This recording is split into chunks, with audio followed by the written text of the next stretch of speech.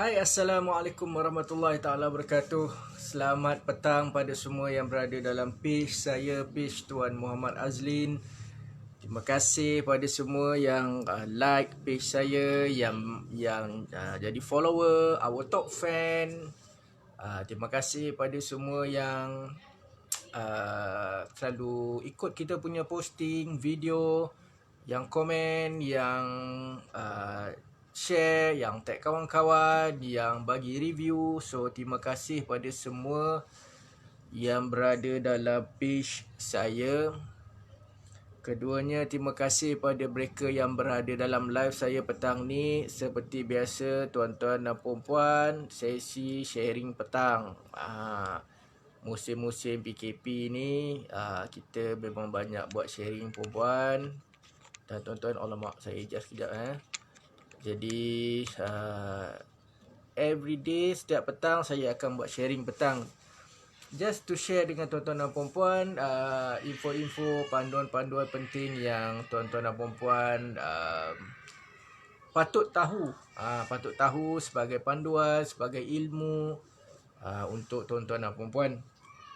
So, apa khabar? Okay, sebelum tu saya lupa, nak ucapkan salam nisfu Syakban. So, hari ni hari 15 Syakban.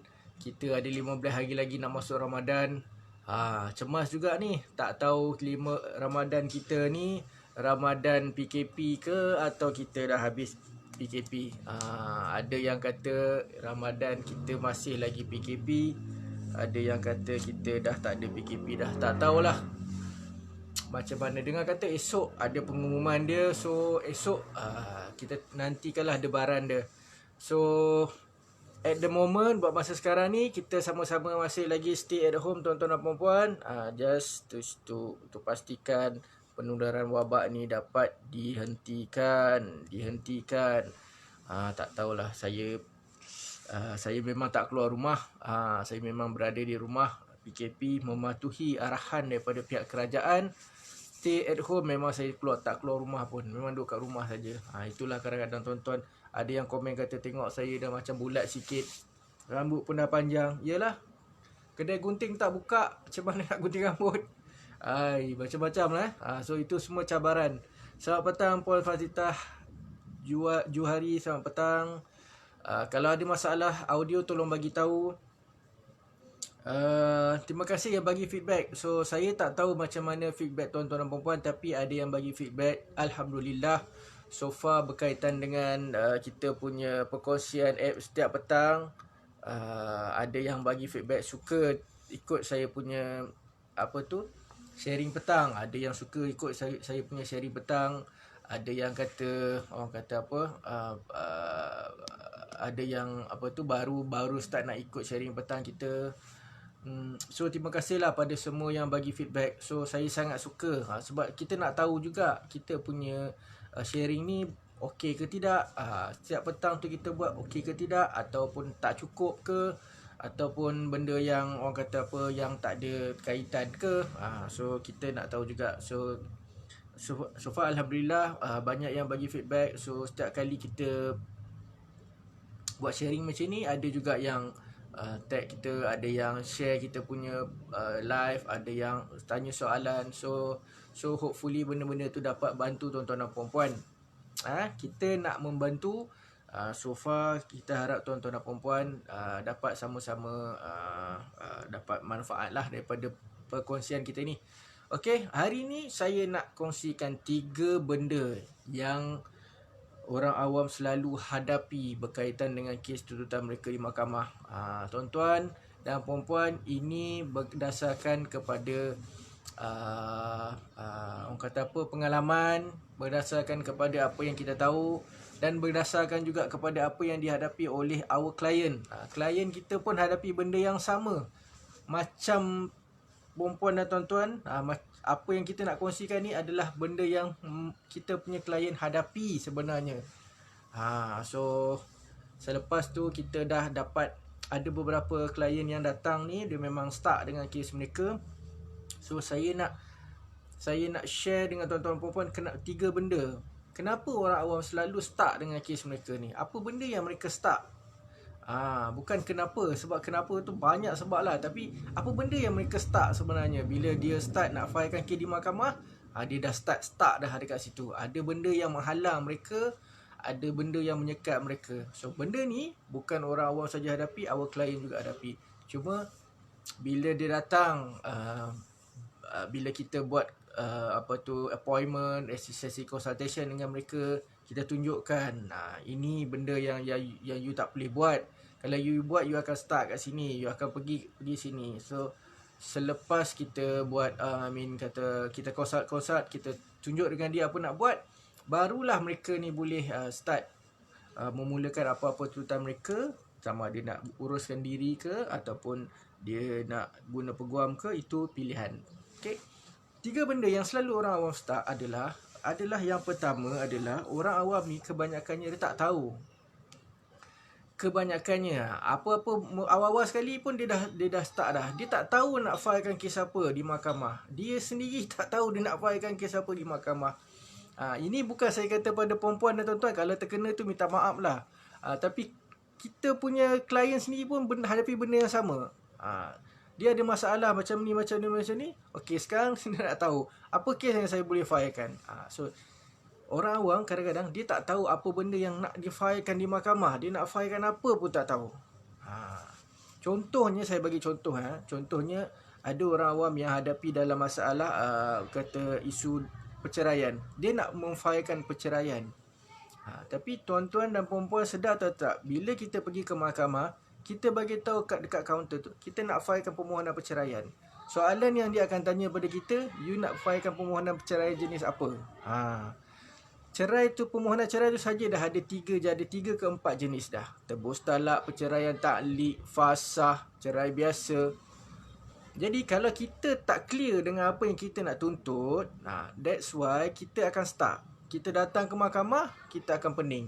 Saya nak buat file kes apa Inilah orang awam, masalah orang awam yang orang awam hadapi sebenarnya. Dia tak tahu nak filekan kes apa. Yang pertama sekali, kalau ini pun dah sangkut, memang sangkut lah tuan-tuan dan puan-puan, sebab kita nak filekan kes apa.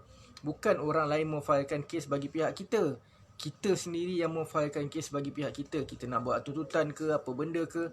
Tapi kalau kita sendiri tak clear dan tak tahu apa yang kita nak tuntut, kat situ akan ada masalah. So kena clear dulu nak tuntut apa. Itu yang pertama. Apa yang orang awam selalu start. Yang kedua ni, dia tak tahu nak file kat mana pun. Ini sesimpel-simple info yang sebenarnya orang awam kadang-kadang dia yang ini pun dia sangkut. Dia tak tahu nak file kat mana. Saya nak pergi mana? Saya orang Selangor, kahwin duduk dekat Johor. Lepas bercerai saya duduk dekat asing di sini, kat mana saya nak file?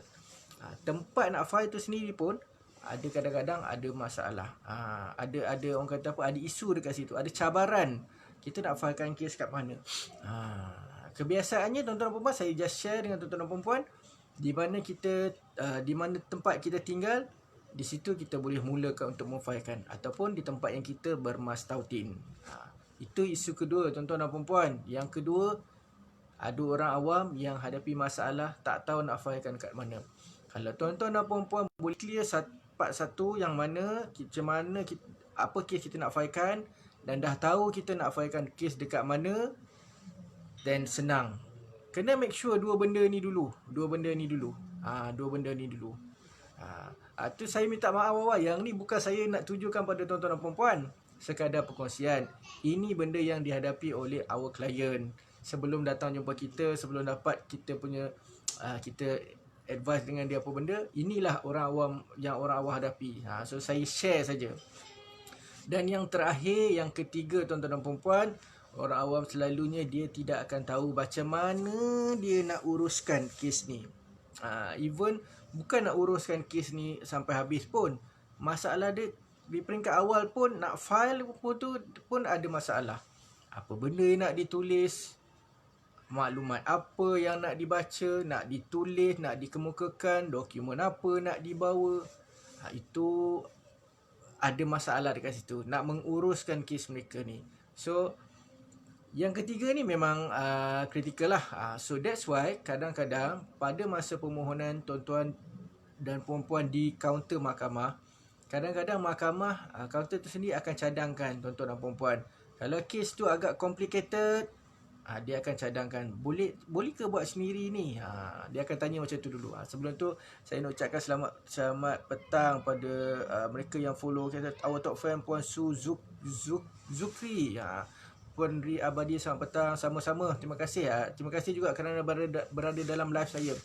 So ada kadang ketika pada masa kita memfailkan kes tu di kaunter lagi, kaunter kan akan tanya, kalau kes tu agak complicated, dia akan tanya nak uruskan sendiri ke ataupun atau kita nak lantikan peguam.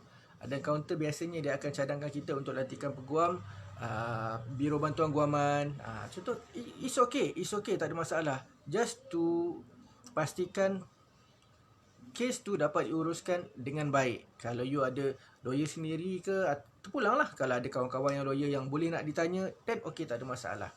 Cuba ada beberapa cara yang tuan-tuan dan perempuan, ini untuk yang ketiga saya just nak share sikit sebelum saya nak tutup live petang ni. Itu yang tiga tadi. The last part is macam mana kita nak at least dapat tahulah macam mana kita nak uruskan kes kita ni. Perempuan dan tuan-tuan dan perempuan ada kes tapi tak tahu macam mana nak uruskan dia. So pertama, tuan-tuan dan perempuan boleh terus kalau ada lawyer, kalau ada kawan-kawan yang tahu macam mana nak uruskan kes mereka, ataupun ada kawan-kawan yang sama kes macam tuan dan perempuan, boleh tanya dengan mereka macam mana kes ni, macam mana buat ni. Kalau ada peguam lagi senang, tanya peguam terus, peguam akan bantu puan.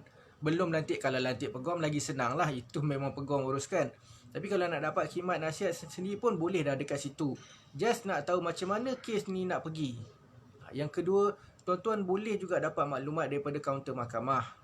Kaunter mahkamah macam mana ni, boleh sentiasa tanya, sebab kaunter mahkamah dia sangat, orang kata apa, acknowledge dengan benda masalah-masalah ni. Kalau you bagi tahu je masalah ni, dia akan bantu. So don't worry. Yang kedua, you boleh tanya dekat kaunter mahkamah. Yang ketiga, you boleh membaca lah. Kalau rajin membaca, boleh membaca. Kalau rajin membaca, boleh baca, tengok macam mana nak uruskan benda ni.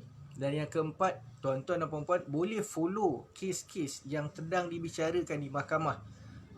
Kes boleh duduk, boleh masuk dalam dewan tu, boleh tunggu, boleh tengok. Kalau kebetulan ada kes yang sama macam tuan-tuan dan perempuan, tengoklah macam mana perjalanan kes tu. Apa yang Arif tanya, macam mana dia jawab, dokumen apa yang dikemukakan, perjalanan tu macam mana, apa yang Arif suggestkan. Semua tu boleh kita dapat dengan cara kita ikut juga kes-kes yang ada di mahkamah sendiri. Itu sebagai tambahan dia. Sebagai tambahan. Patut saya buat siri lain tu, tapi dah terkongsi pula dah. So hopefully benda ni dapat sebagai orang kata apa, manfaat untuk tuan-tuan dan perempuan. Macam mana nak uruskan kes tuan-tuan dan perempuan. Ada 4 tambahan tadi, 4 cara.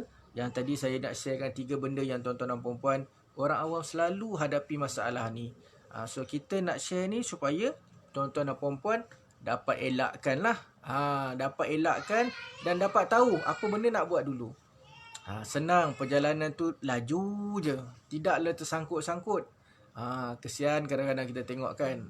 Kadang-kadang tu yang datang dengan kita pun dah sangkut banyak kali dah. Ada klien kita tu dah sangkut hampir setahun, baru datang jumpa kita.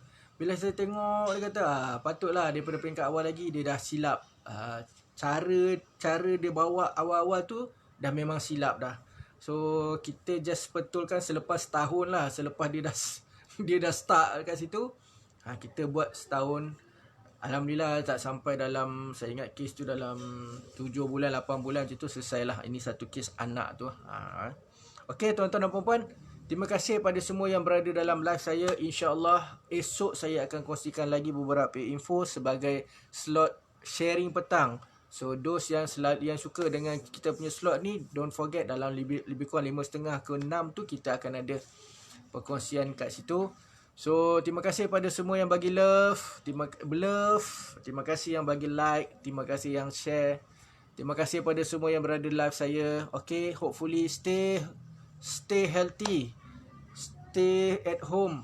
Selamat berpuasa pada semua yang berpuasa. Semoga Allah Subhanahu Wa Taala bagi kita perlindungan, kesihatan dan keselamatan daripada wabak COVID ini. Amin. Jumpa lagi tuan-tuan dan puan-puan. Assalamualaikum warahmatullahi taala wabarakatuh.